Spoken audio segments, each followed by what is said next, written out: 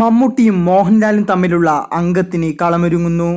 പൃഥ്വിരാജ് ആദ്യമായി സംവിധാനം ചെയ്യുന്ന ലൂസിഫർ മാർച്ച് 28-നാണ് റിലീസ് ചെയ്യുക.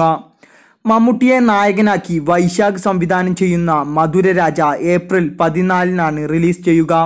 രണ്ട് ചിത്രങ്ങളും ഏകദേശം അടുപ്പിച്ച് തിയേറ്ററുകളിലെത്തുന്നത് ആരാധകരെ ആവേശത്തിലാഴ്ത്തിയിരിക്കുകയാണ്. ലൂസിഫറിൽ മോഹൻലാൽ സ്റ്റീഫൻ നെടുമ്പുള്ളി എന്ന കഥാപാത്രമായാണ് എത്തുന്നത്.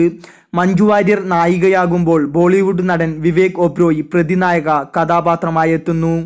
ടൊവിനോ തോമസും ഇന്ദ്രജിത്തും ചിത്രത്തിൽ മുഴുനീള കഥാപാത്രങ്ങളെ കൈകാര്യം ചെയ്യുന്നുണ്ട്. പോക്കിരി രാജ എന്ന ചിത്രത്തിന്റെ രണ്ടാം ഭാഗമാണ് മധുരരാജ.